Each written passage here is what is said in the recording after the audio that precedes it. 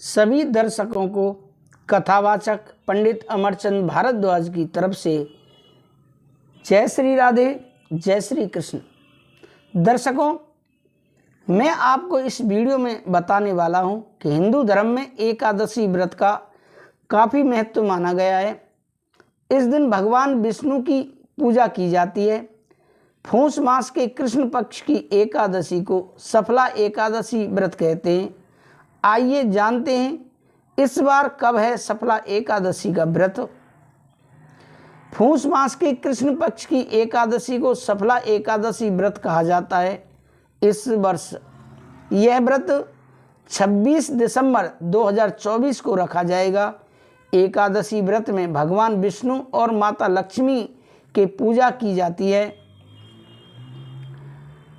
धार्मिक मान्यताओं के अनुसार सफला एकादशी का व्रत रखने से व्यक्ति को सुख सौभाग्य की प्राप्ति होने के साथ उसकी सभी मनोकामनाएं भी पूरी हो जाती हैं। यह व्रत साल का आखिरी एकादशी व्रत भी है। इस व्रत को श्रद्धापूर्वक करने से व्यक्ति के जीवन के सभी कष्ट दूर हो जाते हैं। आइए जानते हैं कब है सफला एकादशी, पूजा की विधि और शुभ मुहूर्त।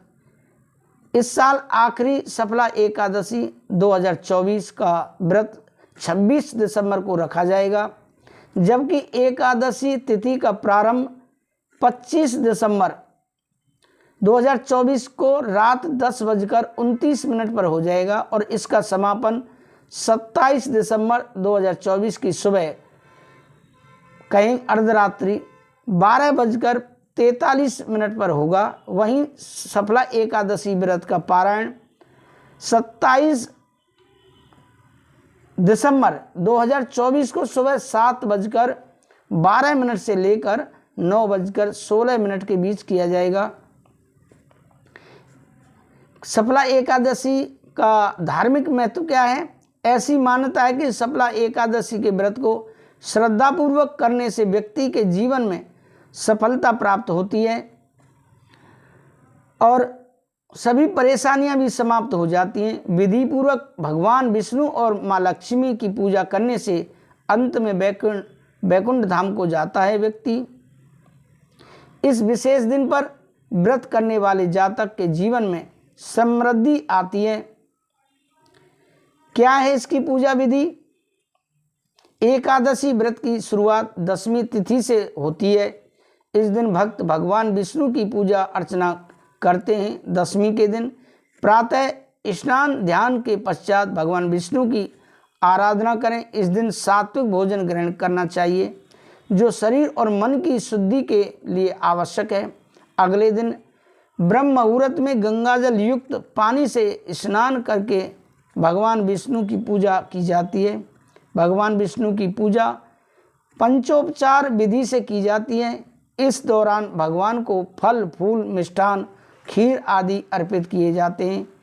एकादशी व्रत के दिन उपवास रखा जाता है। दिन भर में एक फल और एक बार जल ग्रहण किया जा सकता है।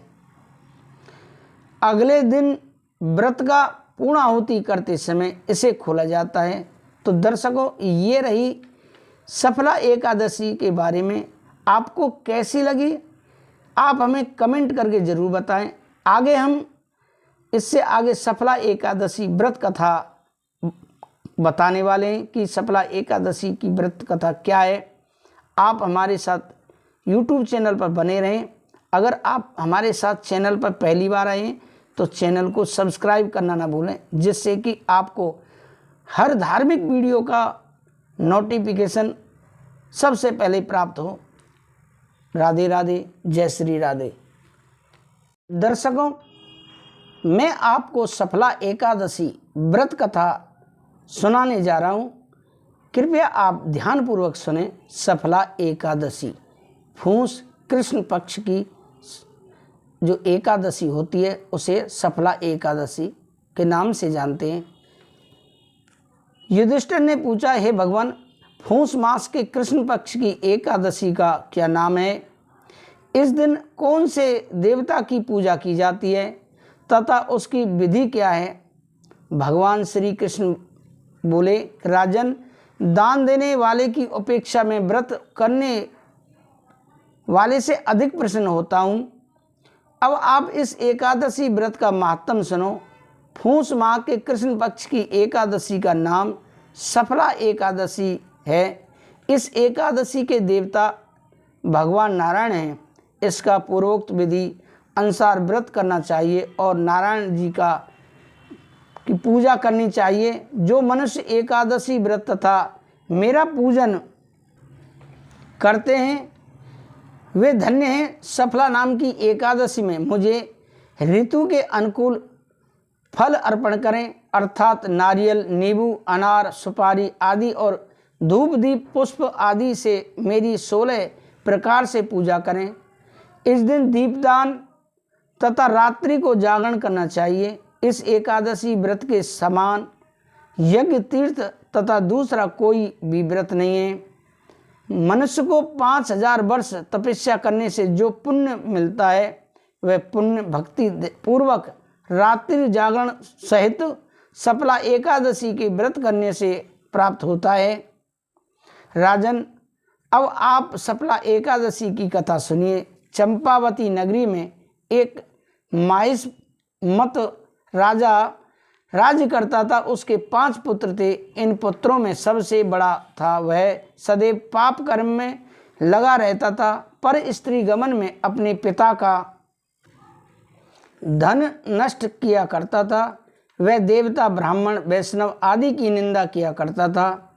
जब पिता को अपने बड़े पुत्र के बारे में समाचार ज्ञात हुआ तब उन्होंने उसका नाम लुम्बक रख दिया और उसको अपने राज्य से निकाल दिया। जब लुम्बक सबके द्वारा त्याग दिया गया तब वह विचारने लगा कि अब मैं क्या करूं, कहाँ जाऊं। अंत में वह दिन में वन में रहने लगा और रात को अपने पिता की नगरी में चोरी और अन्य कुकर्म करने लगा। जिस वन में वह रहता था वह भगवान को अत्यंत प्रिय था। उस वन में एक बहुत पुराना पीपल का वृक्ष सब देवताओं का क्रीड़ा स्थल था। इसी वृक्ष के नीचे लुम्बक रहता था।